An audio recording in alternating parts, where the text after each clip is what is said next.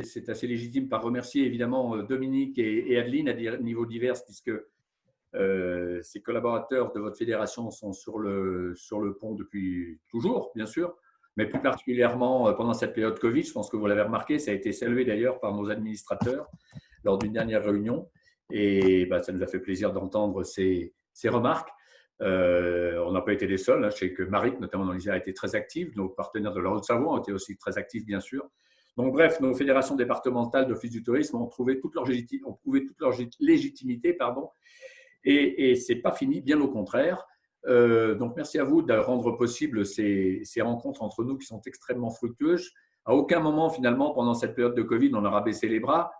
Il y a eu un premier temps de sidération. J'imagine qu'on a tous été pareils. Si tant est qu'on ne soit pas quand même encore un petit peu, mais c'est plutôt au niveau du doute aujourd'hui, des doutes, sans remettre en cause les fondamentaux, malheureusement. Et puis, passé ce temps de sidération, il me semble que très rapidement, les uns et les autres, nous avons réagi, profitant sans doute pour les offices de tourisme de station d'une période finalement non pas de pleine activité, puisqu'on finissait en queue de poisson la saison d'hiver, ce qui n'était pas le cas pour les autres. Je pense notamment à Aix-les-Bains, à Chambéry, enfin les sites qui ne sont pas des sites saisonniers au même titre que les stations de sport d'hiver. Bref, donc un deuxième temps qui a été un temps de questionnement, de réflexion, de doute même, parce qu'il faut bien reconnaître que, et je jette la pierre à personne, parce que c'est toujours facile de gagner la guerre une fois qu'elle est finie, et d'abord elle n'est pas finie, ensuite je récuse volontiers le mot de guerre, et puis on est tous à des niveaux de responsabilité, donc on sait très bien que c'est jamais simple. Toujours est-il que bon, ça a été très compliqué. Il n'empêche qu'à aucun moment, moi je n'ai ressenti dans notre réseau, et vous particulièrement et vos dirigeants et élus, l'idée que ça allait s'arrêter là. Donc du même coup, on a profité de cette période et pour au contraire, en s'adaptant, et là je remercierai une fois de plus Dominique et particulièrement Alexia d'ailleurs qui nous a accompagnés pendant cette période. Elle n'a pas été la seule, mais elle l'a fait. Nous a accompagnés dans cette période pour commencer à trouver des réponses en se disant de toute manière, on continuera à vivre, presque au sens propre, malheureusement, pour certains. Et on a une vraie responsabilité parce qu'on est au cœur de la gouvernance dans les sites touristiques.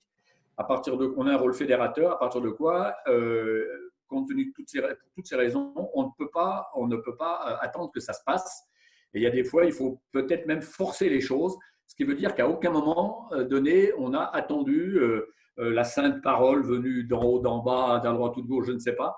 Toujours est-il qu'on est suffisamment professionnel et on a suffisamment su faire face, et c'est peut-être une leçon de cette crise d'ailleurs, pour prendre nos responsabilités, se former, continuer à envisager de nouvelles formes d'accueil. Je crois que tout ça est maintenant très au point. Donc voilà, donc maintenant on va enfin passer, je dirais, dans un temps plus détendu, je ne suis pas certain, mais au moins plus actif, qui va être l'accueil, qui va être notre raison d'être d'ailleurs à tous, d'accueillir des touristes sur notre territoire. Il y a une vraie attente, je pense sincèrement. Les taux de réservation qu'on nous donne aujourd'hui sont quasi équivalents à ceux des années précédentes. On sait qu'effectivement, il y a eu énormément d'épargne, on sait qu'il y a beaucoup de craintes de la part des Français sur l'avenir, et je pense que malheureusement, nous n'avons pas tort de craindre l'avenir. Néanmoins, il y a un vrai besoin je crois, de vacances. Enfin, on en parlera peut-être à l'occasion de la conférence, mais il y a un vrai besoin de vacances, de lâcher un peu les choses, de se détendre. Et s'il y a un territoire aussi bien placé, voire le mieux placé de tous dans notre hexagone, c'est bien la Savoie, que ce soit une destination de lac, de montagne, thermale, urbaine. Bref, il y a des grands espaces et ça doit satisfaire. D'autant plus que chacun d'entre nous a pris un certain nombre de dispositions, ça c'est clair. Et je me permets simplement, avant de conclure mon propos, de vous rappeler qu'on a décidé, après bien des hésitations pour pas être redondant, etc., mais on a décidé, suite à la présentation, notamment par Aix-les-Bains, de l'initiative qu'ils ont fait sur leur label Réattitude. Rivière Attitude. Pardon, Rivière Attitude, et j'y pense encore ce matin. Pardon, Rivière Attitude.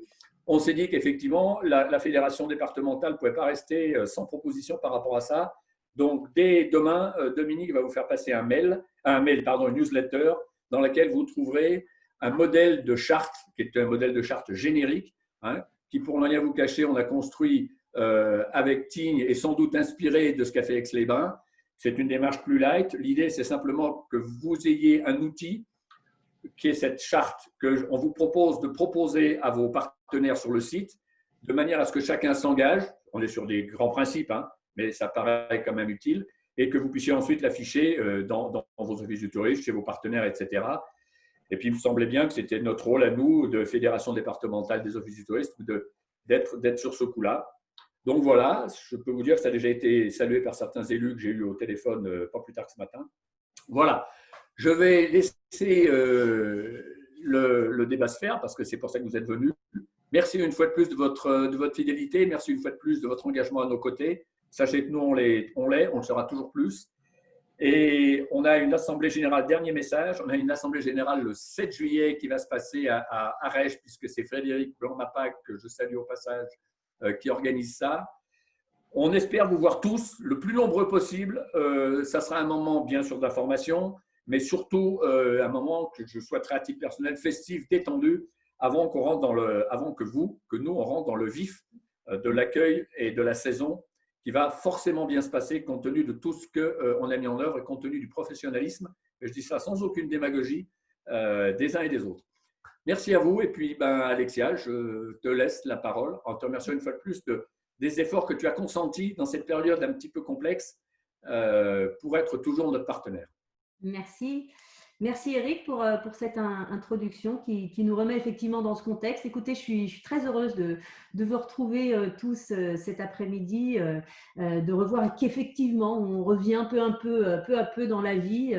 J'ai effectivement eu la chance d'intervenir avec l'UD pendant le confinement où on a pu faire plusieurs web séminaires, vraiment des ateliers dont un était aussi réservé à l'accueil post-Covid. Donc c'est un sujet bien sûr qui me tient à cœur aussi, comme vous le savez, dans le cadre de vos démarches qualité. Donc aujourd'hui, on va vraiment parler très concrètement, de manière très opérationnelle, de ce qui va se passer et de comment vous devez vous préparer vos équipes. J'ai été très satisfaite de voir dans la liste des personnes qui participaient cet après-midi à ce webinaire des directions, des responsables d'animation, des responsables accueil, des community managers. Donc pour moi, c'est important et c'est vraiment un enjeu qui est fort par rapport à cette crise, c'est de réfléchir sur cette transversalité et non plus rester dans entre guillemets, ce cantonnement des services entre eux où l'accueil finalement peut parfois être un petit peu autonome, mis de côté, différent des autres services et on va pouvoir effectivement le remettre au cœur des dispositifs. Je vais avoir le plaisir pendant cette conférence de partager la parole avec Loris Craig d'AHub et Philippe Chemla d'Edit Yourself. Donc, ceux qui me connaissent savent que j'aime bien être dans le côté opérationnel, pratico-pratique. Donc, ils pourront eux aussi vous présenter des outils qui vont vous accompagner, qui pourraient vous accompagner aussi dans les nouveaux dispositifs que vous allez mettre en place. Avant de rentrer dans le vif du sujet et de vous faire part des différentes réflexions que j'ai pu avoir en préparant ce séminaire. Effectivement, Eric a rappelé cette crise, voilà, c'est un bouleversement pour tous, c'est un changement profond. On sait qu'il y a eu un avant, il y aura forcément un après. Effectivement, dans le cadre d'une gestion de crise, on a vu, ça a permis de faire émerger de la créativité, de la nouveauté, en tout cas de l'adaptation, et on le voit très concrètement aujourd'hui. Moi, quand je regarde l'affichage avec l'ensemble des vignettes et que je vois tout ce public rassemblé pour écouter cette conférence et qu'on est finalement chacun dans nos bureaux, qu'on privilégie aussi le respect de l'environnement en restant sur nos sites respectifs, c'est déjà aussi un chemin qui est en train de se mettre en place. Donc, ce contexte global de la crise, moi, j'aime bien être positive dans mes propos et je pense que ce qui est important, c'est de retenir les apports. Même si effectivement, dans une crise, il y a toujours de la douleur, il y a toujours des difficultés, voilà, c'est pas facile de changer son quotidien, de ne plus aller travailler, de fermer, bien sûr, pour ceux qui ont fermé en station de manière anticipée avec ce côté choc et bien sûr ce côté économique, perte économique qu'on a tous vécu. Et au-delà de tout ça, c'est vrai que Eric l'a rappelé en introduction et je pense que c'est important. Il n'a jamais été question pour les offices de tourisme de ne pas continuer, de ne pas perdurer au-delà de cette crise. Et on a vu les initiatives qui ont pu être prises. Donc ça, je dirais que c'est pour l'aspect très positif du discours, c'est-à-dire qu'on va devoir faire différemment. On va devoir s'adapter alors de manière assez particulière parce que c'est vrai que au niveau de l'adaptation que vous allez devoir prendre dans vos accueils, vous allez être face à une inconstance, entre guillemets, une espèce d'inconstante permanente. C'est-à-dire, et on le voit, chaque semaine son lot de nouveautés, de changements, de ça vient, ça revient, ça se calme pas, qu'est-ce qu'on fait? On garde les masques, le plexi suffit pas. Donc on venait vraiment dans des dispositifs qui vont vous amener à finalement être en perpétuel changement. C'est assez particulier et assez difficile aussi parce que c'est vrai qu'avant la crise, moi j'ai toujours bien aimé travailler avec l'accueil et les personnes qui m'ont vu intervenir chez eux savent que je suis assez virulente et exigeante de plus en plus sur ce métier d'accueil. Mais aujourd'hui, remise en cause nécessaire et surtout, vous allez être obligé fondamentalement de sortir de votre zone de confort. Donc ça, c'est un vrai choc.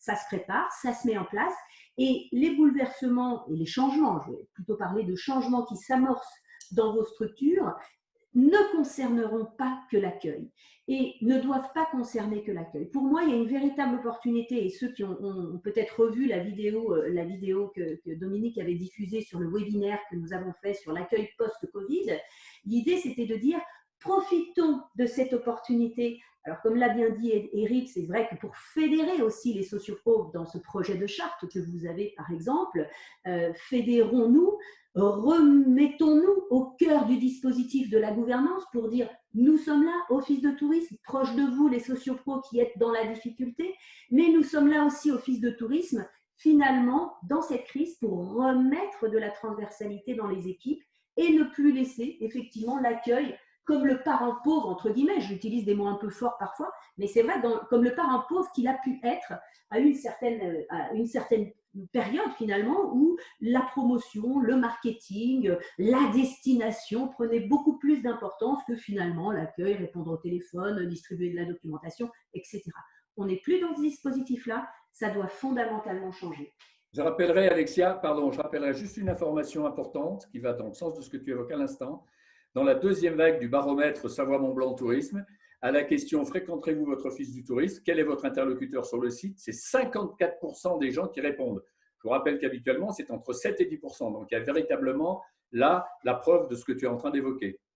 C'est très important, ce chiffre-là est fondamental. Alors, sans mettre la pression sur les accueils, mais quand même un petit peu, il est fondamental parce que là, on a un vrai rôle à jouer. On a une vraie place, je dirais, à reprendre. Parce que par rapport à cette situation des accueils et aux données factuelles, vous savez que, je le fais d'ailleurs parmi certains d'entre vous, nous travaillons beaucoup sur le suivi qualité, sur les audits à distance. Donc c'est vrai que chaque année, on passe avec mon équipe plus d'une centaine d'appels, à la fois bien sûr dans les offices de tourisme sur toute la France, dans le cadre des audits marque qualité tourisme par exemple, ou dans le cadre des suivis qualité, mais également on intervient auprès de centrales de réservation, on intervient auprès de chaînes de camping. Donc on est au cœur de la demande du client, on vous appelle, on vous teste. Et par rapport aux données factuelles, on s'est amusé justement avec les chiffres 2019, avec l'outil qui est le nôtre pour mesurer un petit peu le niveau des accueils à distance, parce que pour nous, on accorde beaucoup d'importance à l'accueil à distance. On parlera bien sûr de l'accueil en direct tout à l'heure, mais l'accueil à distance, c'est aussi ce moment qui est en train de se passer actuellement où la personne va vous appeler pour prendre des informations, pour se renseigner, pour dire est-ce que cette destination-là, je la choisis, est-ce qu'on me rassure, est-ce qu'on me donne envie au téléphone. Et pour être très concret avec vous, les notes, vous voyez qu'on a, nous on évalue l'appréhension de la demande client, la connaissance du besoin du client. Sur la moyenne des appels qu'on a passés l'année dernière, on est à 5 sur 10. Là où nos exigences en matière de qualité sont plutôt à 8, voire 9 sur 10 pour être vraiment bon. Donc, demande client, connaissance client, c'est-à-dire approfondissement du besoin et de manière très concrète, questionnement, ciblage, on n'est pas bon. J'attire votre attention quand même sur ces éléments-là, puisque vous le savez, dans le cas des visites mystères qui auront lieu dans les offices de tourisme, marque qualité tourisme, eh bien, c'est des éléments qui coûtent des points et qui coûtent cher. Alors, on va sortir du dispositif qualité, mais juste du point de vue client, connaissance client, appréhension de la demande, c'est le fondement. Dis-moi ce que tu veux et je vais te dire si je l'ai en boutique, si j'ai dans ma destination, ce qui va pouvoir te faire passer des vacances formidables, de rêves rassurantes dans un contexte sanitaire sécurisant. Donc, on doit vraiment se recentrer là-dessus. 5 sur 10, on n'est pas bon. Je le confirme, j'ai encore fait un audit la semaine dernière où je l'ai vécu en office de tourisme sur l'appel mystère, 13 minutes. Alors, une personne agréable, disponible, très bonne connaissance de la destination, rien à dire, mais 13 minutes. Ce n'est plus possible au téléphone. C'est un temps qu'on ne peut plus se permettre de prendre. C'est trop long, ce n'est pas efficace. Donc, il va falloir revenir là-dessus. Je vous rassure, pour vous donner un petit peu les notes que nous avons eues, les fondamentaux de l'accueil, on est plutôt à 6 sur 10. Donc, les fondamentaux de l'accueil, Dieu merci, on est des professionnels, la note est meilleure. Sur l'attitude, donc le comportement, on est à 7 sur 10. Hein. Donc, le comportement, c'est important, bien sûr, également. Donc, cette attitude est bonne. Et la technicité, on est à 5 sur 10. Donc, ce point fondamental de la technicité, on en reparlera tout à l'heure, on a un boulot. On a eu des formations, on a eu plein de choses. Mais aujourd'hui, on se rend compte que laisser finalement l'équipe accueil, entre guillemets, hein, vous me permettez l'expression, livrer un peu à elle-même, ce n'est plus possible. Vous allez voir qu'on va rentrer aussi dans cette réflexion pour mettre en place tous les dispositifs post-Covid, etc., dans des dispositions de management qui sont vraiment très importantes. Donc, on doit changer, on doit se remettre en cause, on doit prendre cette place. Si plus de 5 visiteurs sur le territoire viennent nous voir, eh ben, on doit s'adapter. Et puis alors là, on n'a pas le droit à l'erreur parce qu'on est en train de nous dire, on est 5 sur 10 à vouloir venir vous voir, là où avant on était plutôt autour de 1, 2 à venir. Ça veut dire qu'il va falloir vous adapter. Et ça veut dire qu'il va falloir que vous puissiez répondre à cette demande dans un contexte qui est encore plus difficile puisqu'il y a du sanitaire, il ne faut pas privilégier les files d'attente. Donc là, double pression, j'ai envie de dire. Donc, il va falloir pouvoir travailler là-dessus.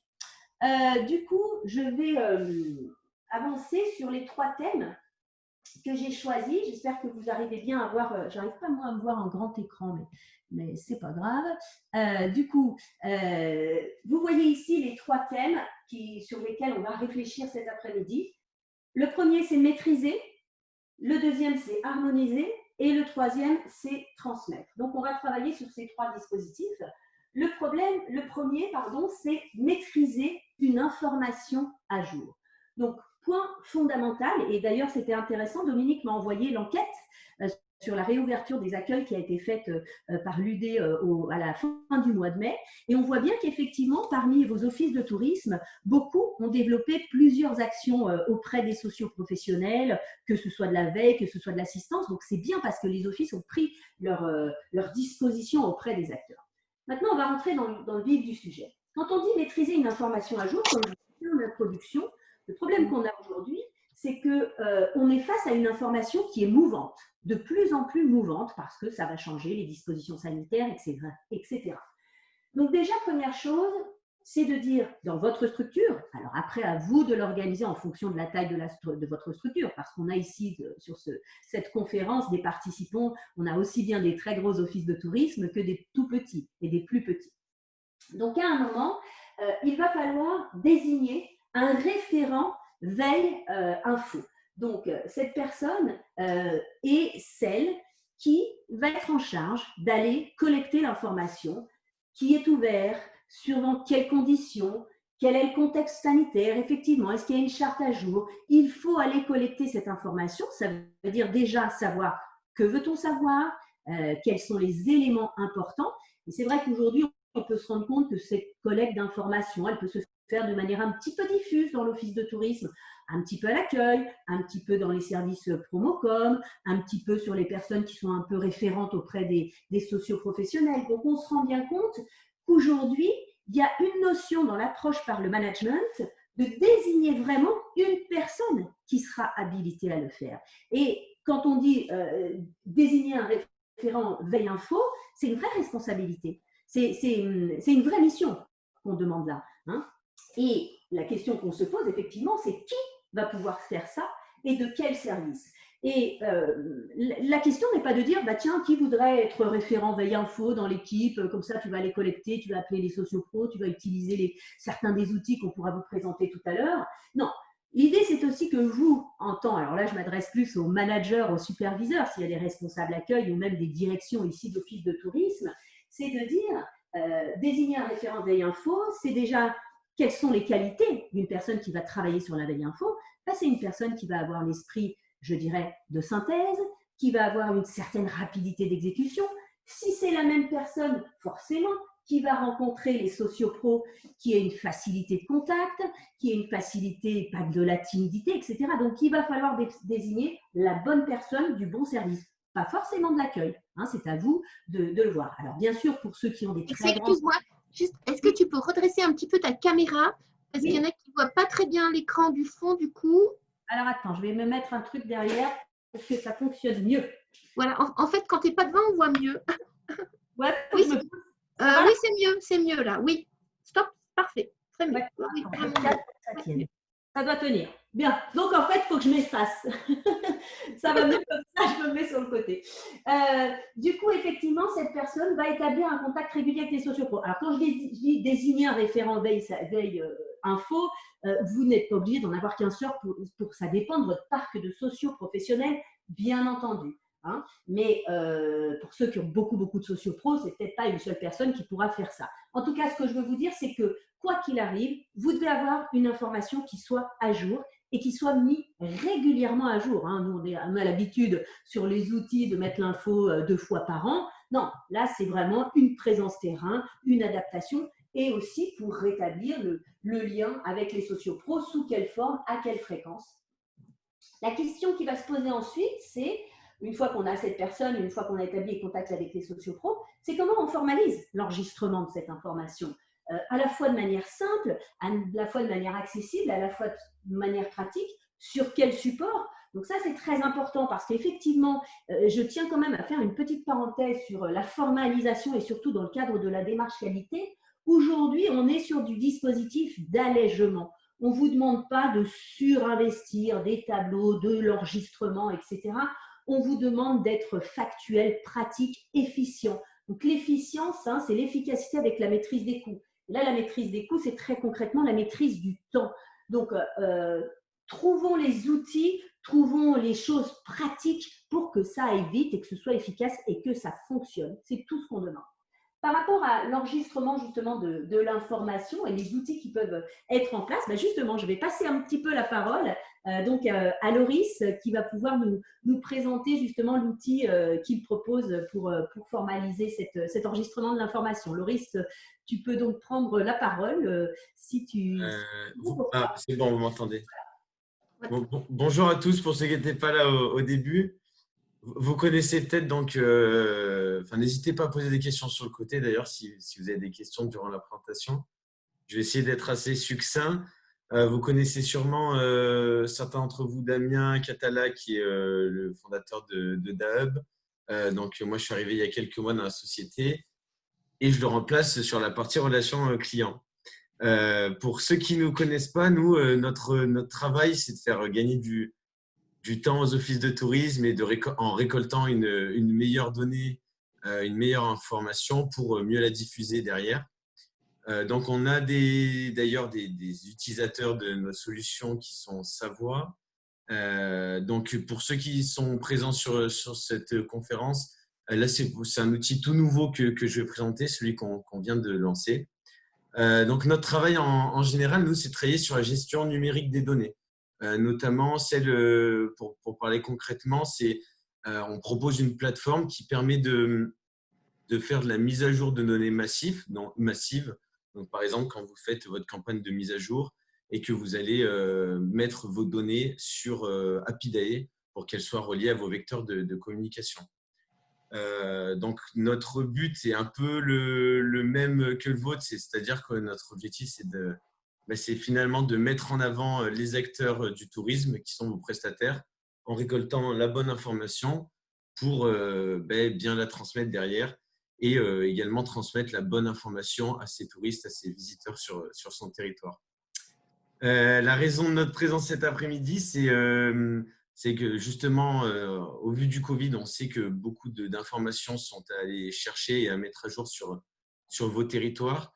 Et que dans ce cadre-là, nous, on a lancé une plateforme et on l'a mis à disposition des offices de tourisme gratuitement pour faire de la récolte de données liées au Covid. Donc, je vais vous présenter rapidement l'outil et en fait son fonctionnement et l'utilisation que vous pouvez avoir. C'est un outil qui est disponible, qu'on a déjà lancé. Vous avez peut-être eu des communications en amont. Il est utilisé par une cinquantaine d'offices de tourisme actuellement. On l'a lancé il y a 2 semaines. Et donc, je vais vous présenter tout ça. Voilà. Et puis, on souhaitait aussi vous remercier à la fois Dominique Bocondour et Alexia Mercorelli et puis le département de la Savoie pour cette initiative et puis pour nous avoir conviés parce que c'est quand même sympa de se sentir aussi soutenu du côté entreprise. Donc, voilà, nous, on va essayer de vous apporter notre aide et notre soutien comme on le peut à travers cet outil. C'est un outil qui va, dans la finalité, vous permettre de vous focaliser sur l'accompagnement de vos prestataires parce qu'il permet de dégager du temps et qu'on estime que ce temps peut être utilisé pour accompagner au mieux ses prestataires et les conseiller. C'est un outil, ça fait 3 ans qu'on travaille dessus et attendez, je vais vous présenter, excusez-moi mon écran, j'avais quelque chose. Est-ce que vous voyez mon écran? Je ne sais pas s'il y a des personnes qui ont le micro. C'est bon. Il faut juste que je me mette correctement dessus. Voilà. C'est un outil, ça fait 3 ans qu'on le développe. On ne développe pas que cet outil, on a des modules également avec, comme des campagnes des campagnes d'adhésion, de la récolte de données en ligne sans faire la demande aux socioprofessionnels. Aujourd'hui, la finalité, c'est que c'est une plateforme sous forme de tableau de bord et que l'office de tourisme est autonome et vient en fait y insérer une base de données. Je vais vous montrer derrière comment ça marche. Et on a quelqu'un, en fait, on a tout misé aussi sur l'accompagnement. On a une sorte de chatbox qui est sur la plateforme et vous êtes sans cesse relié finalement à notre entreprise. Vous pouvez tout le temps poser des questions. Je n'arrive pas à faire ça sur l'outil. Comment je peux peut-être rentrer d'autres infos sur ce prestataire. Et nous, on a quelqu'un qui est au support informatique et qui vous répond en direct chez nous. Pour ceux qui utilisent, je sais qu'il y a 1 semaine, Appidae a lancé un outil pour faire de la campagne de mise à jour de données. L'outil en lui-même, la finalité de l'outil est le même, c'est-à-dire remonter des données de ses prestataires. La seule différence, c'est que nous, c'est un outil qui est dans le long terme et où il y a des modules qui peuvent s'activer que Appidae n'a pas développé parce qu'ils sont vraiment là à l'instant T pour vous aider. Mais ils n'ont pas vocation, en tout cas pour l'instant, à créer un questionnaire et être spécialisés sur de la récolte de données en ligne. Ils sont plutôt sur le retraitement de données et en fait, cette connexion qui peut se faire avec les vecteurs de communication. Juste avant d'aller sur la partie questionnaire, vous expliquer exactement comment ça marche. Il faut comprendre le schéma de la donnée que vous connaissez sûrement beaucoup mieux que moi parce que vous travaillez dessus au quotidien. En fait, à gauche sur l'écran, en bleu sont représentés, on a imaginé, ce sont les prestataires. La petite maison, c'est les offices de tourisme. Et derrière, donc, il y a Appidae et sa base de données qui est connectée à plusieurs vecteurs de communication que vous utilisez pour la plupart beaucoup, qui sont des sites, de l'affichage interactif, des applications, tout ce qui est connecté à la base de données Appidae. En fait, ce qui se passe aujourd'hui, c'est que lorsqu'on veut mettre une donnée à jour et qu'elle parte sur des vecteurs de communication, vous appelez vos sociopros, vos prestataires, vous appelez ou vous les contactez par mail. Cette info revient ou ne revient pas, ça dépend des prestataires qu'il y a en face. Et une fois qu'elle est récoltée chez vous, elle est réécrite de votre côté et elle part en réécriture sous Appidae. C'est vous qui faites l'information. Nous, on s'est dit, c'est long, ça prend du temps. Et en plus de ça, c'est chronophage. Et on se dit, est-ce que le rôle réel de l'office de tourisme est de récolter toujours de la donnée, des données comme les horaires d'ouverture, des photos qui arrivent pas forcément de bonne qualité, ou d'autres infos qui sont connectées à Apidae. On dit, est-ce qu'on ne va pas essayer d'automatiser cette récolte de données pour permettre à vous de gagner du temps et finalement d'avoir un autre rôle auprès des prestataires, auprès des touristes, d'avoir plus de temps et d'être dans l'accompagnement. Donc, ce qu'on a imaginé, l'outil qu'on a imaginé, c'est-à-dire d'enlever ces 3 étapes longues et de la transformer en une seule étape. Et donc là, il y a notre outil Hubo qui arrive, qui est automatiquement connecté à Apidae. Et en fait, l'objectif, c'est de dire à Hubo, ben voilà, moi, je veux faire une campagne de mise à jour et je te fournis juste une base de données de prestataires que je souhaite mettre à jour sur mon territoire. Soit on peut donner les prestataires, la liste complète des prestataires, soit juste les restaurateurs, juste l'hôtellerie. Enfin, on choisit après, on module comme on veut la mise à jour de données qu'on souhaite faire. Et en fait, par derrière, un questionnaire qui va directement sous forme de newsletter auprès des prestataires et qui a pioché en amont toutes les informations qui sont sur Apidae. L'objectif, c'est à la fois de vous faire gagner, vous, les offices de tourisme, du temps dans la récolte de données, mais aussi le prestataire qui n'est pas à chaque fois à tout remettre. Et surtout, on lui dit, nous, pour l'instant, on a déjà ça comme information. Est-ce que tu valides? Est-ce que tu as d'autres infos? Si elles y sont ou s'il y a des infos à modifier, il faut le faire. Et une fois qu'il a rempli ce questionnaire, l'Office du tourisme n'a plus qu'à valider et ou modifier quelques infos s'il pense que ce ne sont pas des infos vraies ou s'il y a par exemple une faute d'orthographe ou des choses qui ne correspondent pas à ce que souhaite l'Office du tourisme. Et une fois que c'est validé, ces informations partent automatiquement dans Apidae et sont réécrites automatiquement sans que personne n'ait besoin de le faire. Donc, nous, notre travail, c'est finalement, c'est de gagner du temps. On sait qu'il y a beaucoup d'offices de tourisme qui, par exemple, travaillent avec qui ont des prestataires qui aiment le côté appel téléphonique. Je suis avec mon territoire et j'appelle mes prestataires et je garde le contact. On ne souhaite surtout pas en fait, enlever ce lien-là. C'est juste de dire si demain, vous envoyez à une base de données des 400 prestataires et que vous avez déjà 100 réponses, finalement, ces 100 réponses que vous avez de gagner, c'est du temps qui pourrait être alloué à autre chose. Et vos prestataires qui ont besoin d'être contactés par le biais au niveau du téléphone, c'est toujours possible, vous pouvez le faire et il ne faut pas négliger ce côté-là non plus. Mais c'est vraiment de gagner du temps en général. Maurice, oui. je propose que s'il y en a qui veulent des informations plus techniques, on mettra le lien avec le compte-rendu de cette réunion. Bien sûr.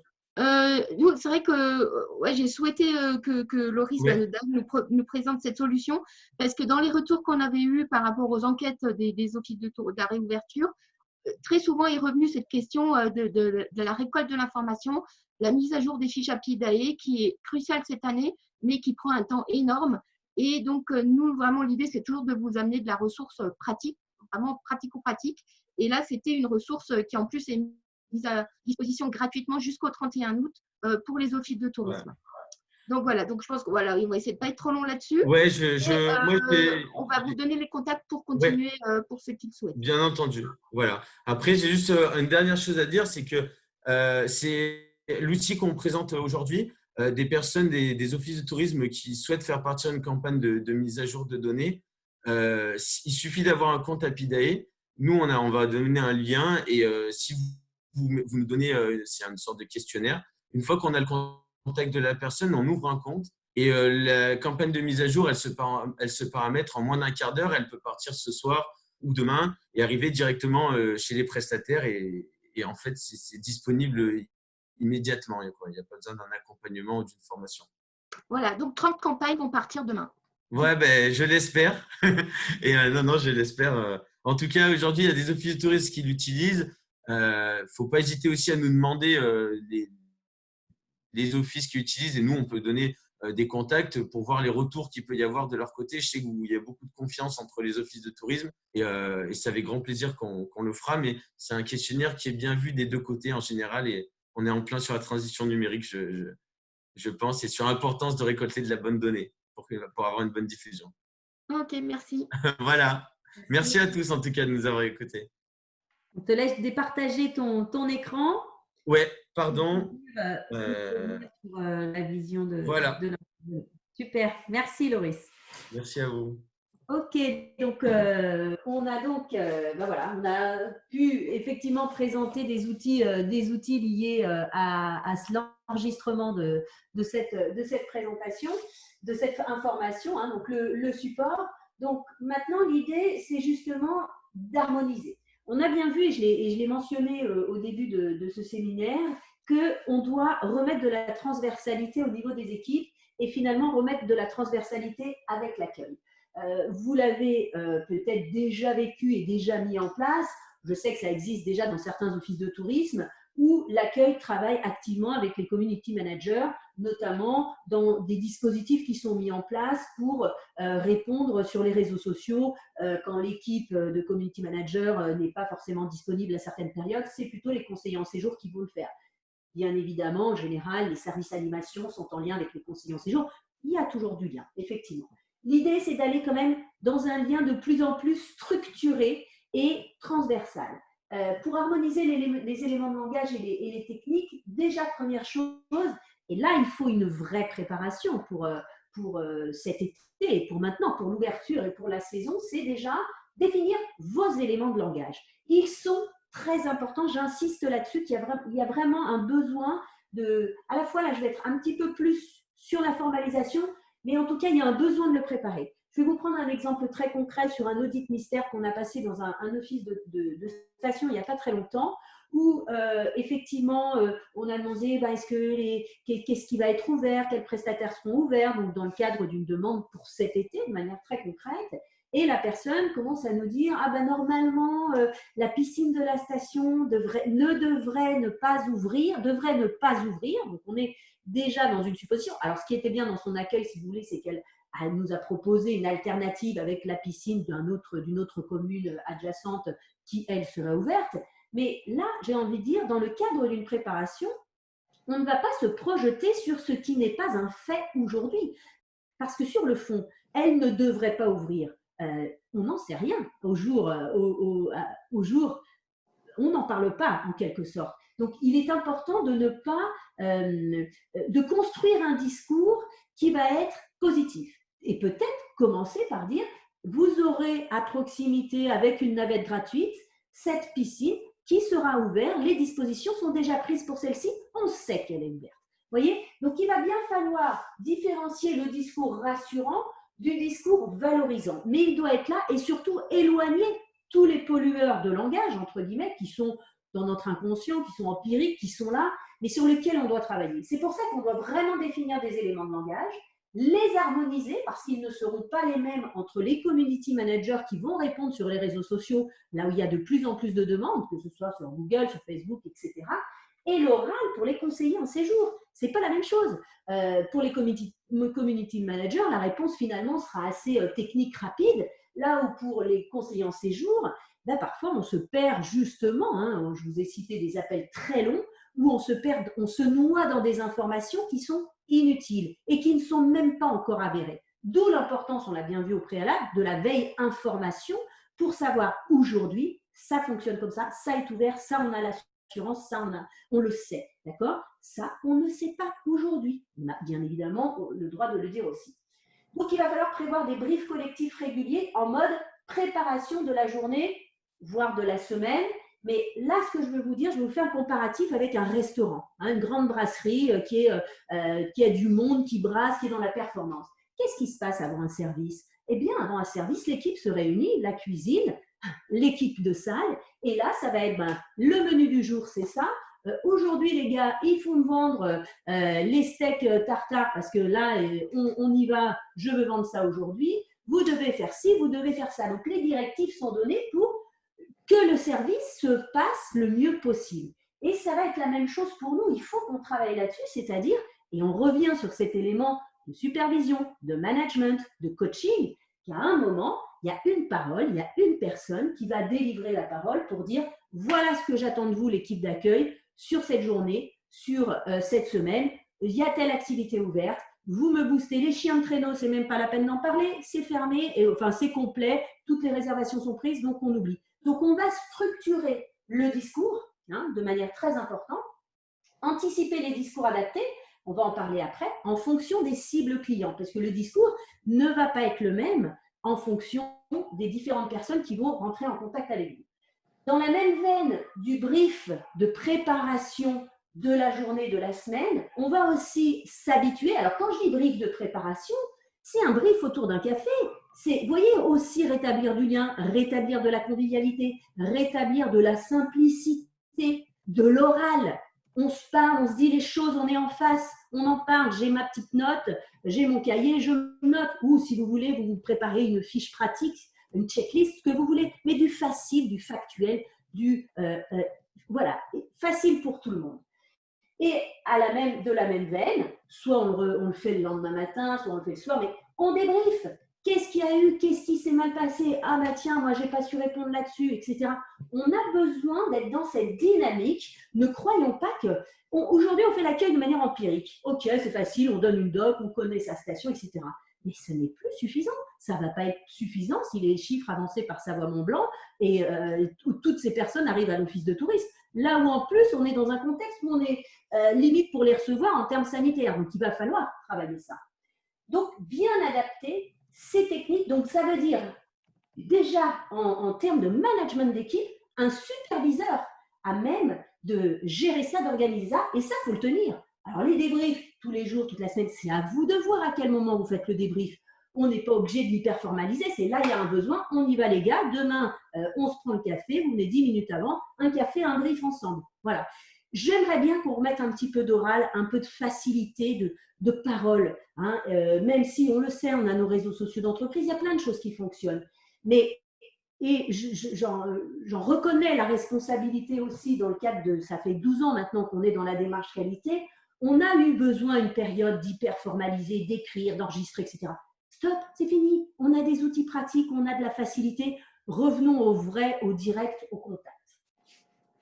Alors, troisième phase, transmettre. Hein, distinguer les catégories de clients, adapter le discours. Et là aussi, on en revient sur une phase de professionnel.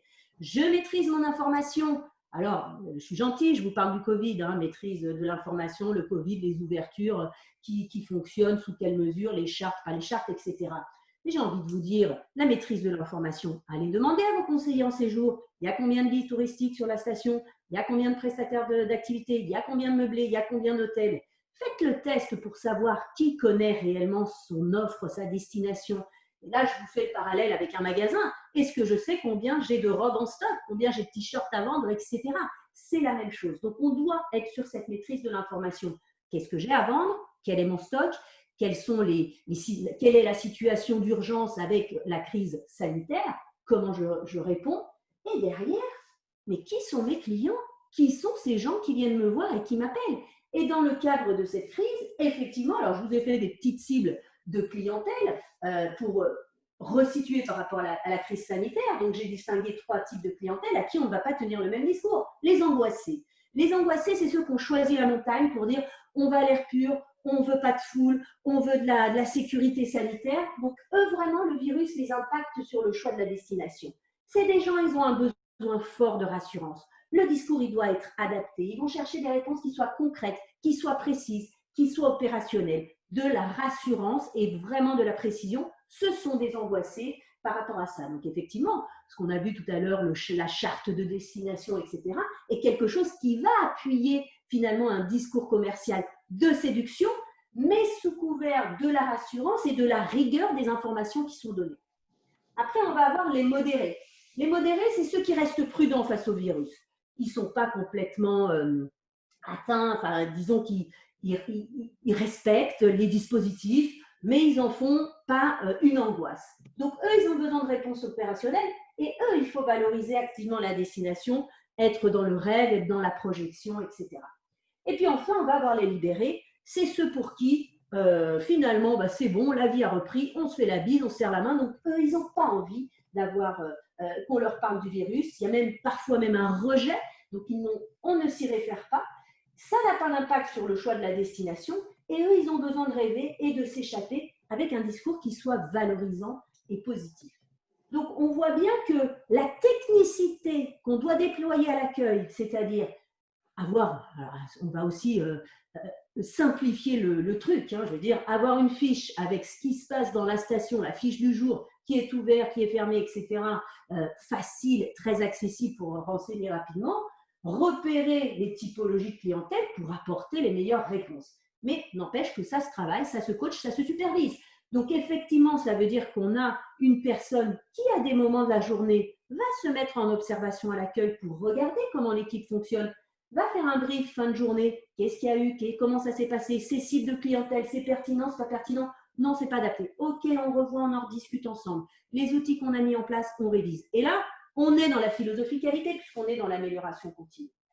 Donc on voit bien les éléments de langage précis et les attitudes à adopter pour les angoisser, les modérer. Encore une fois, des infos précises et justes. Et la rassurance papier. Quand je dis papier, c'est d'envoi par mail, d'envoyer une information officielle. La charte, le mail, etc., les protocoles en place. Aussi, puisqu'ils sont angoissés, ceux-là, on ne va pas leur dire venez nous voir à l'office de tourisme quand vous êtes sur notre destination. Non, eux, on va justement leur proposer tous les modes d'accès à l'info dématérialisée, les rassurer sur le fait de leur dire vous avez telle appli, vous avez telle chose à trouver sur tel dispositif. On va y venir juste après avec l'intervention de Philippe. Mais c'est vraiment important que vous puissiez, et ça c'est fondamental pour les conseillers en séjour, et on voit bien qu'on a un gros déficit par rapport aux notes que je vous ai données tout à l'heure, sur structurer son accueil. Je ne vends pas la même chose à une personne tout en rondeur qu'à une personne filiforme. C'est un peu ça, si vous voulez, si on fait le parallèle avec la mode. Donc, très important de adapter le discours. Les libérer, c'est plus punchy, positif, on transmet la bonne énergie, on est dans une bonne dynamique, etc. Pour l'adaptation des contenus justement et la diffusion des informations, je vais laisser justement la parole à Philippe qui va intervenir pour nous parler de justement Edit Yourself. Et Philippe, si c'est bon pour toi. Voilà, donc là aussi, on a souhaité faire intervenir donc un partenaire qu'on trouve vraiment intéressant, qui encore une fois est ressource pour pas mal d'offices de tourisme, parce que c'est vrai que les brochures, c'est un vrai casse-tête cet été. On les laisse à disposition ou pas, on les envoie ou pas, elles ne sont pas à jour. Et justement, cette solution permet de répondre à cette problématique de façon très précise. Voilà. Donc, Philippe va intervenir. Branchez votre micro, Philippe, si vous nous entendez bien. Voilà. Oui, voilà. Alors, je suis en écran. C'est bon? Parfait. Alors, moi, je vais essayer d'être très, très rapide et très concret. Et pour ça, je vais prendre un exemple. Je vais partager mon écran. Voilà, hop. Voilà, est-ce que vous voyez le site d'Albertville? Oui. Voilà. Donc, Albertville a fait une communication sur son site et puis a mis comment les clients vont être accueillis en toute sécurité. Et donc, ils ont mis des éléments très concrets sur les hébergements, restaurants, les producteurs, les activités. Et donc, un petit plus qui permet d'aller plus loin. Voilà. Et là, ils se mettent tous en place pour accueillir en toute sécurité, vous proposer des plats emportés. Retrouvez-les ici, c'est tout simple. Voir. Et là, voilà. Est-ce que vous le voyez? Oui. Donc, ça, c'est un document qui est généré par notre application et qui intègre dans sa présentation les descriptifs thématisés que vous avez saisis dans Apidae et qui sont présentés directement sur chaque prestataire. Donc voilà, ça c'est un exemple. Ils en ont mis plusieurs comme ça, donc sur différentes rubriques. Donc on a vu celle-ci, on va aller sur l'autre. Voilà, des producteurs locaux.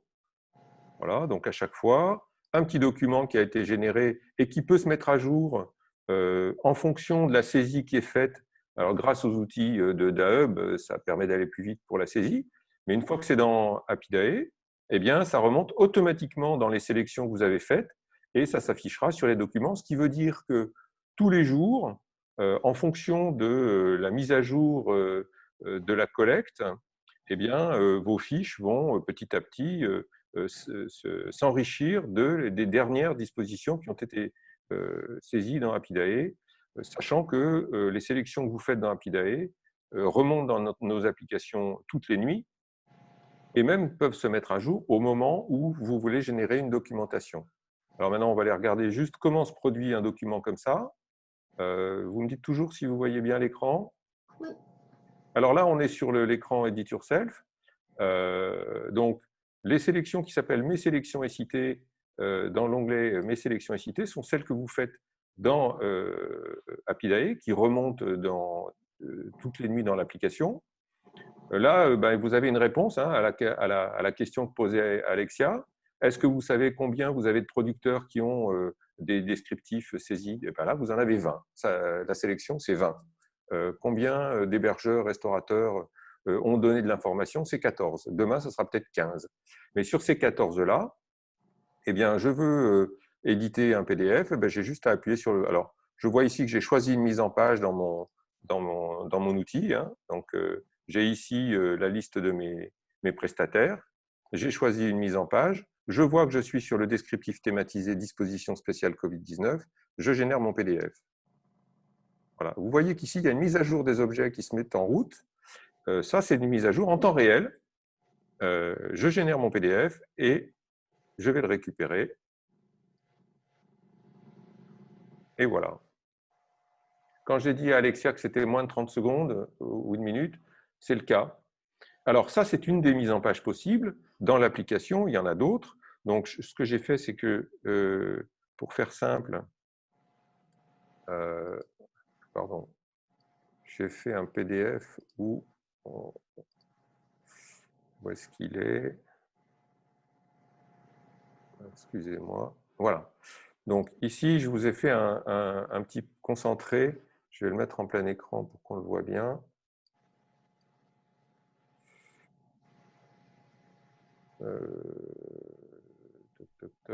Plein écran.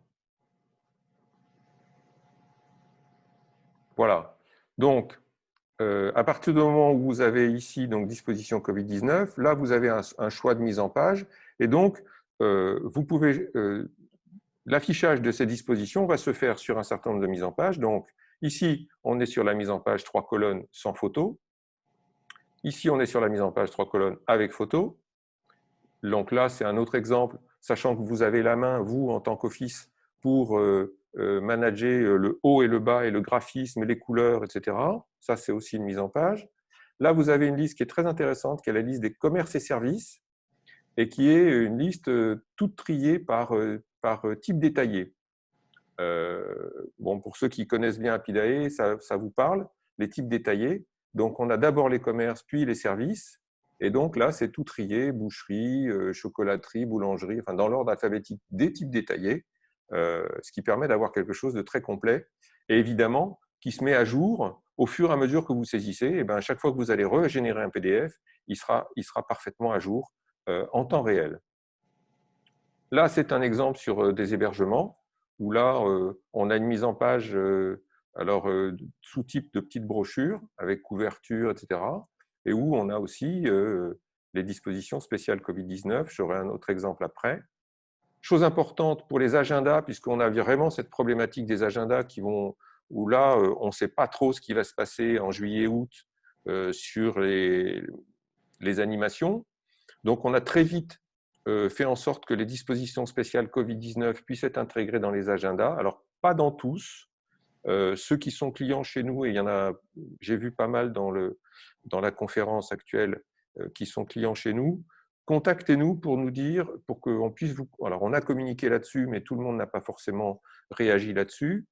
On a mis en place notamment cette solution sur ce qu'on appelle les semainiers, qui sont les agendas qui présentent vraiment à la semaine, puisqu'aujourd'hui, compte tenu des dispositions Covid-19, il sera plus logique de communiquer à la semaine que comme on le faisait avec des éditions qui sont bloquées sur un mois ou sur 15 jours.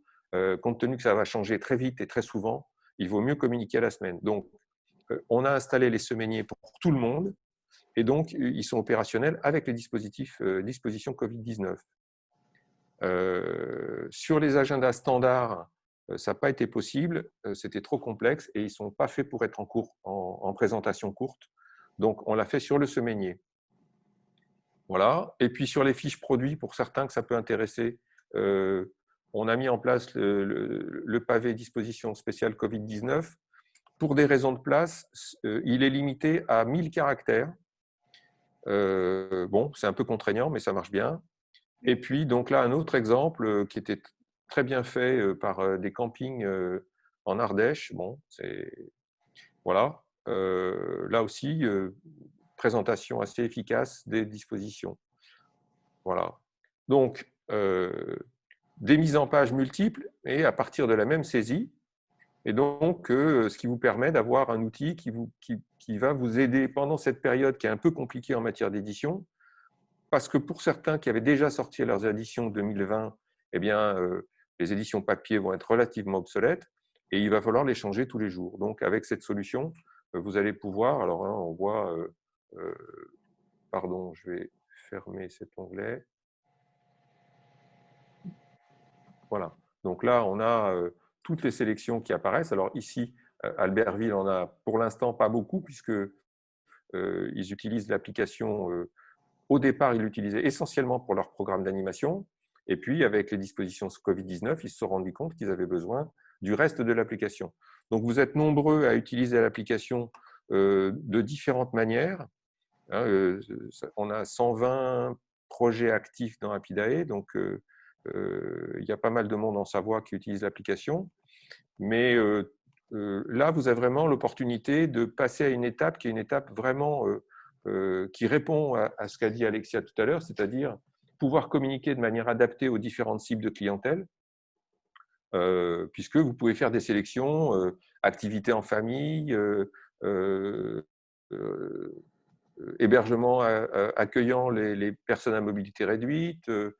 Voilà, vous pouvez vraiment faire autant de sélections que vous voulez. Là, il n'y en a pas beaucoup, mais si on va sur un compte différent, on va se rendre compte qu'il y en a une vingtaine, une trentaine, une quarantaine. Et puis, vous pouvez découper votre offre en petits morceaux pour la faire coller à la demande à l'accueil, sachant que vous n'avez pas à faire la recherche dans Rapidae au moment où vous êtes en présentiel de votre client, puisque vous avez créé des sélections au préalable qui correspondent à votre stratégie de communication, et auquel cas, vous avez juste à choisir la sélection qui convient à votre demande et de générer voilà, quelqu'un qui vient et qui veut une information à jour sur les activités et sites culturels. Et vous avez la sélection, elle se met à jour en temps réel. Voilà, vous avez juste à appuyer sur le bouton PDF, ça fait la mise à jour, sachant qu'il est 15h34. Tout ce qui a été fait entre cette nuit et 15h34 va être récupéré sur les 16 objets et le PDF est prêt, il est à jour. Voilà. Merci Philippe.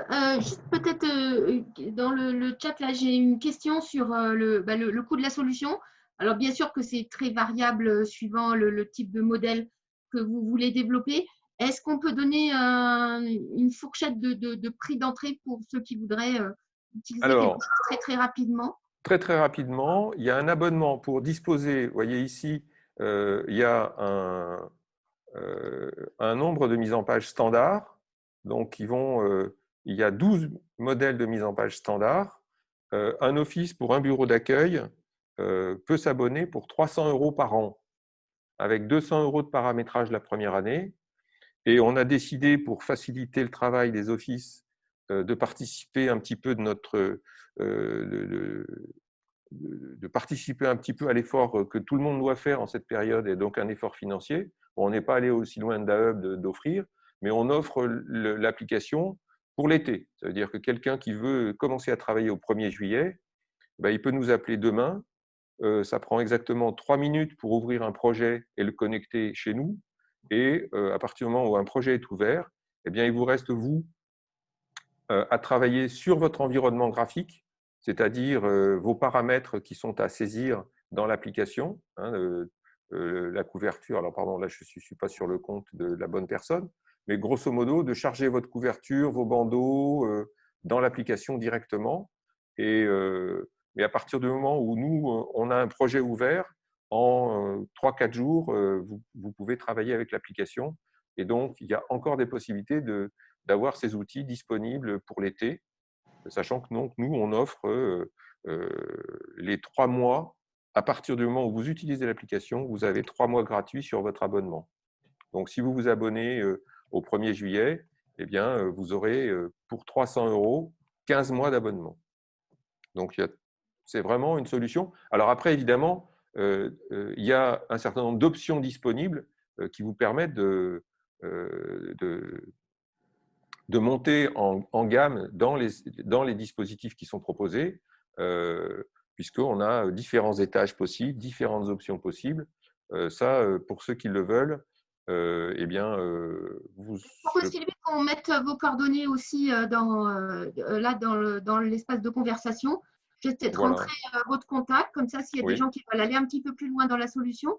Et pour répondre à Marcel, oui, la solution est entièrement alimentée par Happyday. Donc, une seule saisie et on n'y touche plus du tout. Voilà, et le principe. Les documents sont générés automatiquement. Voilà. Et le principe, c'est effectivement de faire en sorte que tout ce que vous saisissez et qui est valide pour l'ensemble de vos usages, c'est bien le principe d'Happyday. Tout ce qui est produit par notre application, on ne le corrige pas. Si on a des corrections à faire dans une fiche, dans un résultat, eh bien, on le fait dans Happyday pour que ce soit valable pour tous les usages. Voilà, donc je mets dans le chat les coordonnées. Vos contacts et on vous les transférera aussi par la suite. Alors, qui sont aussi disponibles sur le site de Éditurcell, oui. Non, mais surtout sur le vôtre. Et sur le nôtre, oui, bien sûr, voilà. sur OT73, oui, tout à fait. OK, voilà. Merci de votre attention. Merci Philippe, et vraiment je trouve que l'outil est intéressant parce qu'on rentre vraiment dans cette notion de technicité, de préparation pré-accueil finalement, que ce soit le fait d'avoir des listes prêtes, pré-préparées notamment pour les familles, pour tout ça, et le fait qu'on puisse dire lors d'un accueil téléphonique par exemple, eh bien écoutez, je vais vous envoyer une liste personnalisée de tout ce que vous pourrez faire avec vos enfants de 6 et 8 ans.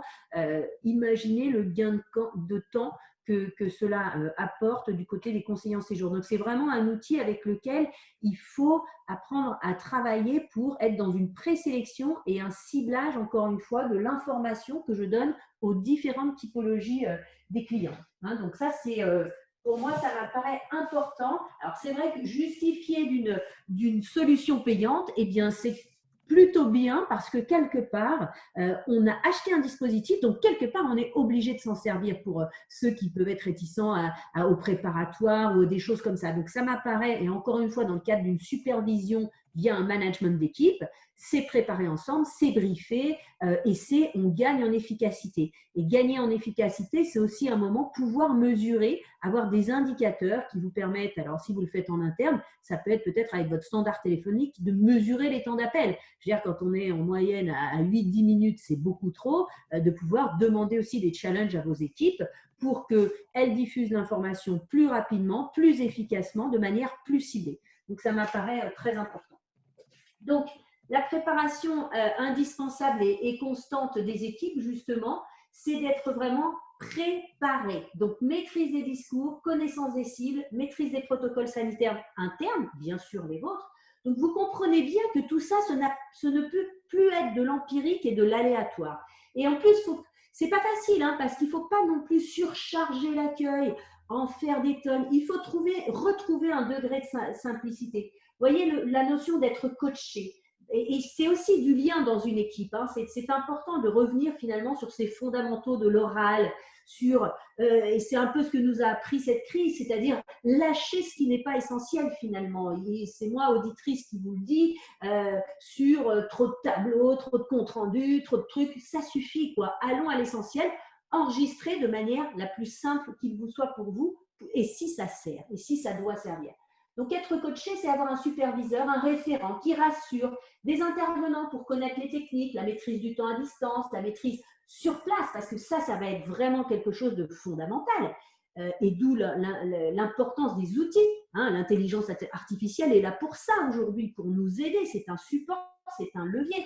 Comment je fais pour gérer si j'ai des files d'attente à cause justement de ces 54% qui vont venir dans notre office de tourisme? Et il va falloir que je ne cède pas à la panique, mais qu'au contraire, que je sois parfaitement structurée pour les accueillir avec des choses préparées justement, hein, qui soient déjà en place, à donner et structurées. Donc ça veut bien dire qu'il faut qu'on soit accompagné et soutenu par une équipe, qui ait de l'échange, qui ait du soutien en cas de dysfonctionnement et qui ait ce réflexe aussi de reconnaître le qui fait quoi, le qui est apte à.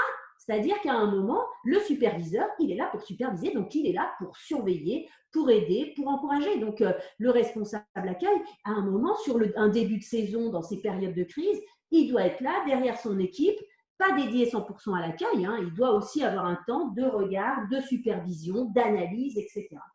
Et puis aussi, ce qui est important, je pense, et on remet un petit peu l'accueil dans la transversalité et dans le management global, parce que souvent, pour certaines équipes, ce n'est pas toujours vécu comme ça, c'est d'être compris et entendu par un management qui soit bienveillant et qui soit actif. Donc, encore une fois, remettons de l'humain, de l'oral, du vivant, du sincère. Voilà, allons-y là-dessus. Par rapport à l'accueil en direct, justement, certains ont mis en place des dispositifs, on l'a vu dans l'enquête de Dominique.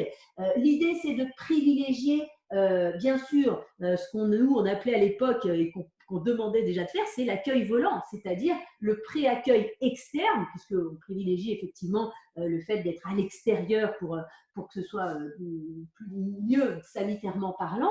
Je pense que c'est important aussi à un moment de pouvoir orienter les visiteurs, définir s'ils ont besoin d'un plan. Et là, pour le coup, on va pouvoir avoir des dispositifs pour ne pas toucher, je dirais, ne pas bien sûr laisser en libre service la documentation, mais la remettre, peut-être avec un système de gants, etc., aux personnes directement. Donc, il faut trouver des dispositifs, mais penser à cet accueil volant, ce pré-accueil, pour justement cibler les clientèles. Qui a besoin de quoi?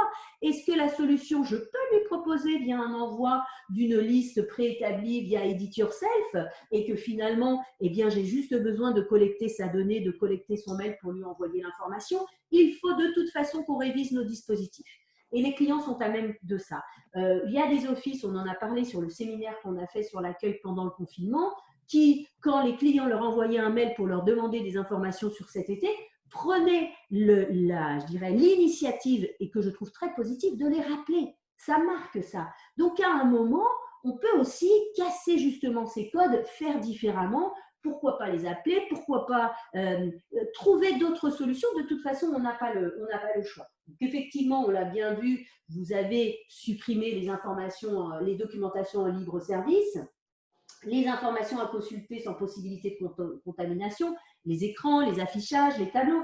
Donc, ça veut bien dire que balancer un écran avec de l'info qui est diffusée de manière aléatoire et empirique, comme on le voit bien souvent, c'est pas structuré. À un moment, non, c'est qu'est-ce que j'ai aussi ciblé comme information à donner? Où est-ce que je mets les informations sanitaires dans un endroit bien précis? Celle de mon office, celle de ma station. Et sur l'écran, qu'est-ce que je souhaite mettre en avant? Qu'est-ce que je souhaite? Qu'y a-t-il au menu du jour chez nous, hein, au menu de la semaine pour certaines stations? Le protocole d'accueil qui soit défini et calibré pour limiter le temps d'accueil en direct et les attentes éventuelles parce qu'il y en a vraiment. Donc là, il faut l'écrire, il faut l'imposer, il faut superviser les équipes. C'est tant de minutes maxi par personne puisqu'on ne pourra pas faire autrement. Donc, il faut trouver des dispositions pour tenir tout ça. Et puis, maintenir le sourire et l'énergie positive, bah oui, parce que c'est nous les professionnels, c'est eux les vacanciers. Voilà, il faut les accueillir dans la bonne humeur, dans l'énergie, dans tout un dispositif très, très positif. Ensuite, les essentiels, alors dans le désordre, j'ai fait exprès de mettre dans le désordre pour dire attelons-nous aussi à être imparfaits, encore une fois. Voilà, on va faire du mieux qu'on peut, mais soyons sincères. Hein. Pensez toujours au ciblage. Vous m'avez entendu beaucoup le dire pour certains. Qui es-tu? Que veux-tu? J'ai besoin de savoir qui tu es pour te vendre le meilleur produit, le meilleur souvenir de vacances. J'ai besoin de savoir ce que tu veux précisément. Donc, si je ne pose pas l'âge des enfants, si je ne pose pas la question qui m'apparaît essentielle, tant maintenant, quand les clients vont vous appeler ou venir vous voir, très bien, alors vous souhaitez venir en vacances à la montagne ou en Savoie cet été, dites-moi, c'est votre première fois, pourquoi vous nous avez choisi? Ah bah oui, c'est la première fois, bah oui, vous savez, avec le virus, hein, on s'est dit que la montagne, ce serait vraiment rassurant. Bon bah voilà, là, il nous a tout dit, c'est un angoissé, il a choisi la montagne pour ça. Donc, on sait ce qu'on va lui dire. Très bien. Donc, vous avez déjà votre hébergement. Qu'est-ce que vous souhaitez? Et ensuite, on va passer dans son tunnel de ciblage du client. Dans le désordre aussi, du superviseur. Donc, ça, c'est à réfléchir en termes de management. Hein. Un superviseur d'équipe à l'écoute, là, présent. Voilà. Donc, il faut que ce soit vraiment en place. Le pré-accueil, parce qu'on va en avoir besoin. Les outils pratiques, techniques de communication. On les a vus avec Philippe et Loris. Et effectivement, un plan d'action post-web séminaire. Comme l'ont dit Philippe et Loris, leurs outils peuvent se mettre en place très rapidement. C'est du technique, c'est du pratique. Mais les données, les directives, voilà, les conseils que je vous ai donnés cet après-midi, c'est aussi demain une réunion de débrief du webinaire et hop, on y va. Qui va chercher l'info, où vous la saisissez, etc. On peut déjà lancer les actions pour que ce soit opérationnel.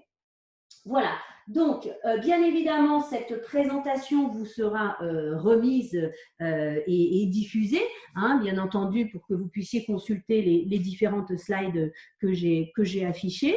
Il est 15h47, je m'attelle toujours à respecter, n'est-ce pas, les temps de webinaire. Donc, on a un temps d'échange. Hein, je pense que c'est important pour certains, si certains veulent s'exprimer sur votre ressenti, sur un petit peu les questions que vous pouvez peut-être avoir.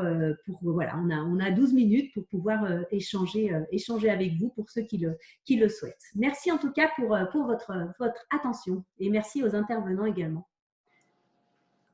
Là, je vous propose peut-être de réactiver le micro si vous voulez intervenir en direct, parce qu'on a quand même dit qu'on ferait de l'humain à l'avenir, donc c'est le moment.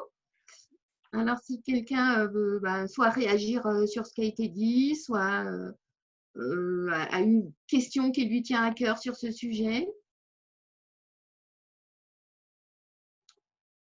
Non, personne? Tout est clair?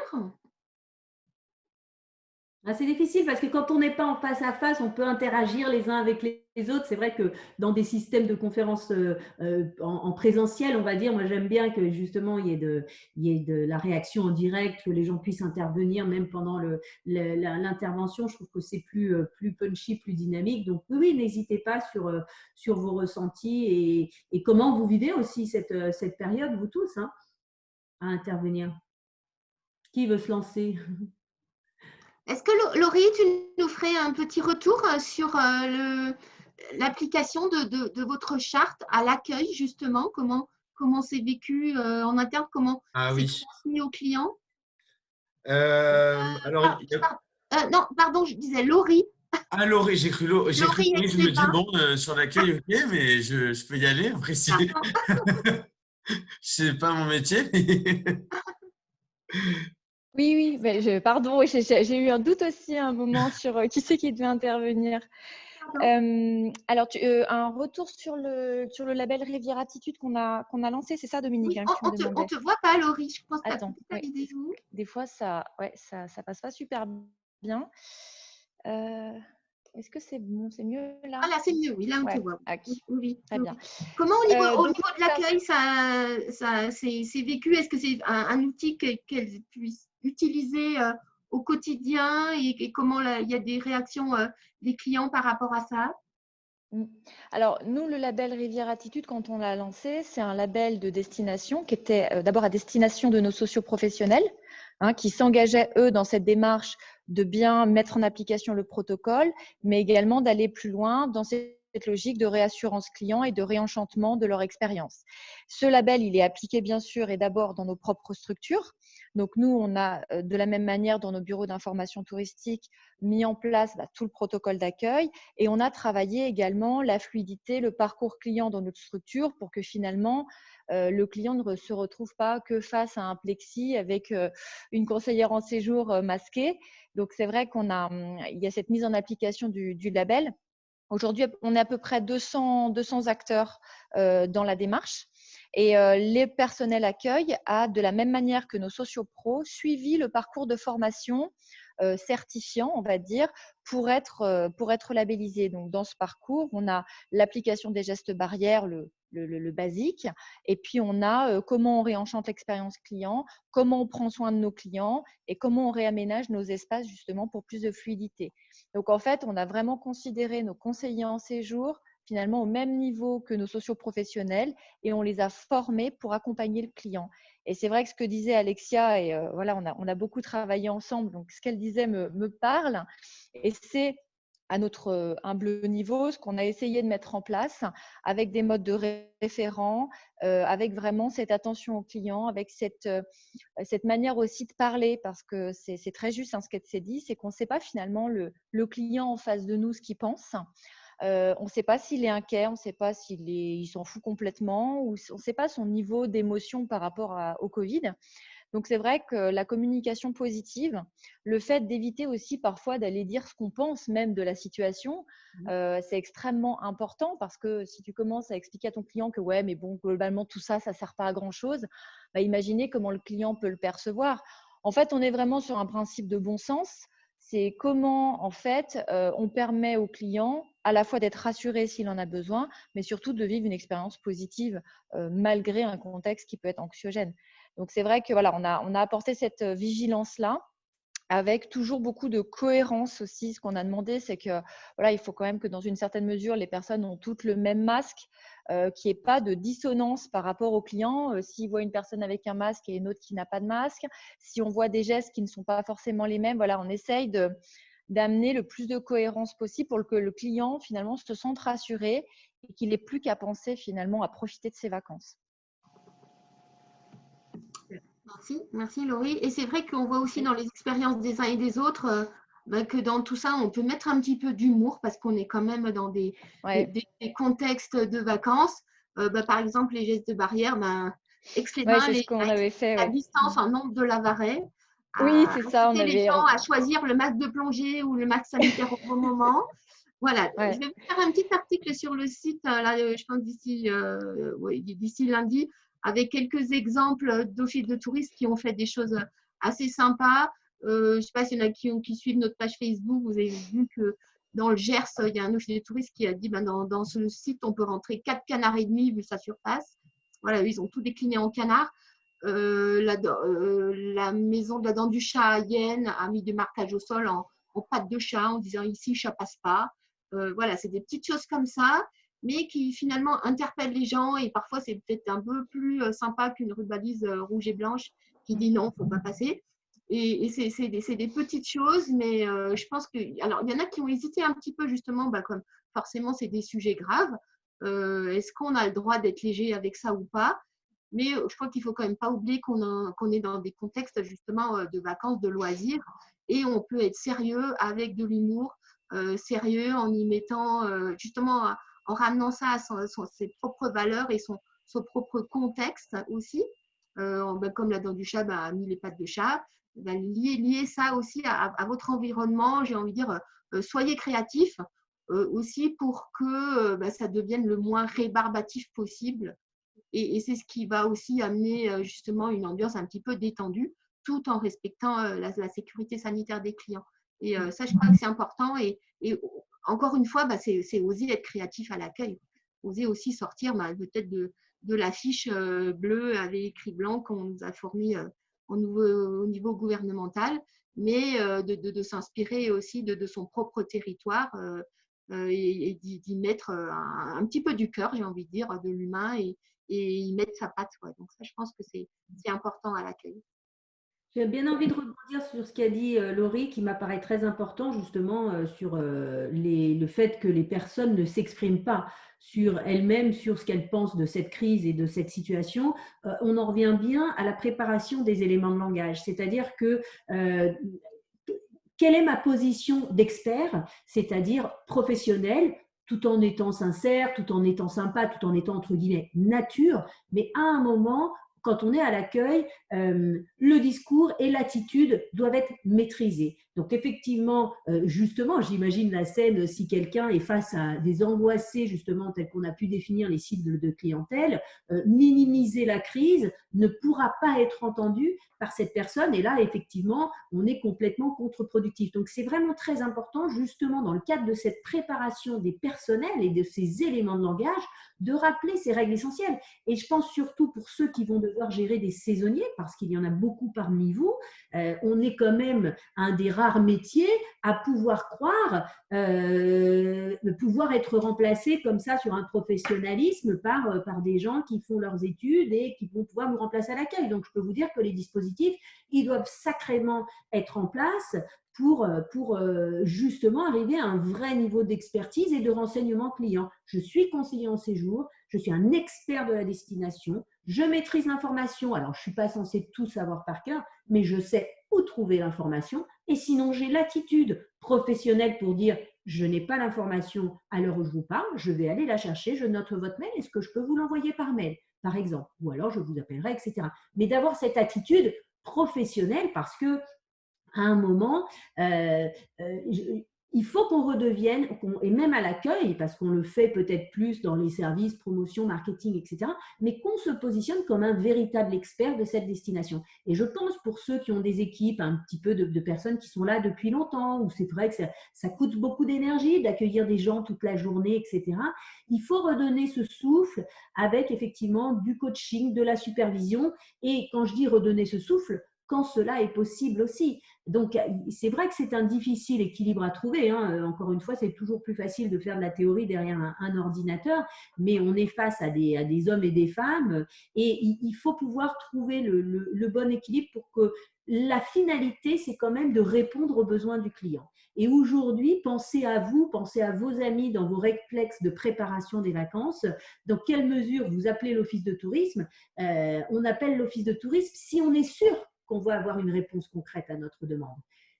Posons-nous cette question-là. Est-ce qu'on les appelle ou est-ce qu'on ne les appelle pas, nous, en tant que personne? Voilà. Donc, ça pose des vraies questions. Mais il faut être structuré dans son discours. Alexia Demure, peut-être à Chambéry, est-ce qu'au niveau des retours de clientèle, qu'est-ce que les gens expriment? Est-ce qu'ils sont plutôt respectueux des mesures mises en place? Est-ce qu'ils sont contents? Est-ce qu'ils sont… Quel type de questions ils ont par rapport à ça? Nous, c'est vrai que la particularité qu'on a, c'est d'avoir ouvert extrêmement tôt. Oui, c'est pour ça que je te posais la question à toi, vu que vous avez eu 3 jours après les premiers clients. Oui. Ouais, après le déconfinement. C'est effectivement très, très partagé. Alors, c'est vrai qu'en ouvrant aussi vite, nous, on est effectivement plutôt encore pour l'instant sur la rubalise rouge et blanche. Même si là, j'ai mis deux personnes de l'équipe qui ont cette dimension un peu créative pour justement passer maintenant en mode un peu humour. Mais c'est vrai que l'enjeu était l'ouverture. Par rapport aux clientèles, en fait, il y a eu deux comportements bien distincts. Il y a eu les respectueux et puis ceux qui sont plutôt dans la moquerie, en fait, on va dire, de ce qui est mis en place, quoi. Et ça, c'est vrai que ça a été difficile à vivre au début pour les conseillers en séjour. Voilà, avec, on va dire, c'était un peu ceux que Alexia a appelé tout à l'heure libérés, mais libérés critiques, quoi. Enfin, voilà, donc libérés pas sympa. Voilà, donc c'est vrai que ça a été difficile. Après, c'est sûr aussi que, comme pour l'instant, pour notre partie montagne, la météo étant plutôt pas très favorable, la fréquentation est basse et pas uniquement en lien avec le Covid. Donc, pour l'instant, on n'a pas pu voir ce que ça donnait en termes de fréquentation un peu plus importante, notamment sur l'adaptation des conditions d'accueil. Je pense par exemple aux espaces de montagne où on a souvent à montrer des itinéraires sur des cartes de rando, choses comme ça, où il y a quand même une certaine proximité. Donc, voilà, on est encore pas mal dans le tâtonnement. On a la chance, Alexia, tu viens de parler des saisonnières. Nous, on a la chance d'avoir des saisonnières qui sont celles de l'an dernier. Et ça, c'est énorme comme avantage parce que elles sont tout de suite opérationnelles sur toutes les parties, on va dire, propres à l'hôtel. Et du coup, l'adaptation se fait mieux aussi au contexte particulier. Il n'en demeure pas moins que c'est beaucoup d'énergie quand même, par le port du masque, par justement cette différence d'appréciation des clients qui est pas toujours facile à gérer. Effectivement, sans donner son avis, mais on ne peut pas non plus se faire prendre à partie, on va dire. Et puis, ce qu'on se rend compte aussi d'une manière un peu plus générale, et notamment nous on voit ça dans la partie Bauge, c'est malheureusement avec les 2 week-ends qui ont suivi juste après le déconfinement, les 2 week-ends de pont, de l'Ascension et de Pentecôte, qui ont enregistré une très forte fréquentation. Alors pour le coup, pas dans les offices de tourisme, mais sur le territoire, et qui ont malheureusement contribué à dégrader l'image du tourisme, quoi. Et on revient au vieux clivage, on va dire, entre agriculture et tourisme. Et ça, bon, je ne sais pas si c'est le cas sur d'autres territoires de montagne, hein, sans doute, mais voilà, ça c'est un des effets néfastes, on va dire, de la crise. Alors, il est peu probable qu'on revienne à ces mêmes niveaux de fréquentation qu'on a eu ces 2 week-ends-là, qui étaient effectivement vraiment en saturation, mais ça a marqué les esprits, quoi. Et dans la relation avec les socioprofessionnels, et notamment cette partie producteur, c'est pas si simple. Je rebondis sur ce que tu dis, Alexia, sur justement les dispositions sanitaires qui sont prises à l'intérieur de l'office de tourisme pour l'accueil. Moi, j'ai vu un office de tourisme qui avait mis, alors il avait effectivement la chance d'avoir une grande banque d'accueil, celle qu'on a jadis tant décriée, mais qui pour le coup là redevient bien pratique. Il a mis des plexis, mais des plexis donc de à peu près 1 mètre de largeur, ce qui fait que ce n'est pas la barricade entière. Donc un plexi assez souple avec une petite ouverture en bas. Et ils ont pris le parti dans cet office de tourisme, à partir du moment où la personne est derrière le plexi, en plus c'est vrai que la banque est assez large, donc il y a naturellement une distanciation sociale, et bien ils ont pris le parti de ne pas mettre les masques. Et c'est vrai que du coup, forcément, dans le cadre c'est le parti qu'ils ont pris, mais c'est vrai qu'ayant le plexi plus la distance, ils assument ça. Et c'est vrai que du coup, c'est plus facile parce que c'est vrai que vous l'avez sûrement essayé, porter le masque toute la journée, même la visière. Nous, on est intervenu en audit de cave avec la visière. Franchement, au bout d'un moment, on ressemble à des cosmonautes et c'est pas terrible. Mais au-delà de tout ça, ce que tu soulèves aussi, qui est très important, effectivement, c'est les dispositifs spécifiques pour les randonnées. Alors, moi, les solutions que j'ai vues commencer à apparaître, c'est la plastification, justement, de cartes de randonnée qu'on peut poser sur le flexi. Voilà, il faut travailler sur des réflexions et encore une fois, penser au numérique, penser à l'application, voir l'édition personnalisée, encore une fois, des documents. Mais c'est vrai que quand on doit montrer, il faut plastifier, afficher derrière un plexi, justement, et pouvoir montrer, ou idéalement des écrans qui nous permettraient de le faire. Vous voyez, un écran qui soit tourné vers le visiteur et sur lequel on interviendrait, nous, derrière un double écran. Hein, on interviendrait, nous, derrière notre ordinateur. Mais effectivement, quand on voit comment on dépliait les cartes de randonnée avant et qu'on avait cette proximité pour regarder les chemins, là, il faut innover parce que, en plus, c'est une demande qu'on a dans nos offices de montagne. Donc là-dessus, il faut trouver de nouvelles solutions, c'est très clair.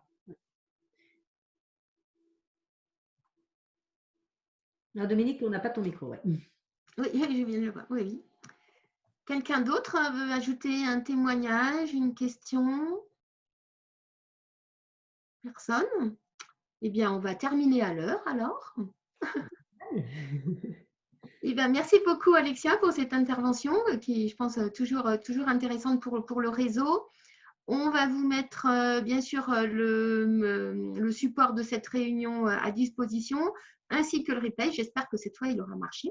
Donc, ça permettra à ceux qui n'avaient pas pu vous suivre aujourd'hui de récupérer aussi les informations. Je vous enverrai donc aussi le résultat de la petite enquête que j'avais lancée sur la réouverture des offices de tourisme. Suivez aussi les témoignages qu'on met sur la page Facebook, sur le site web.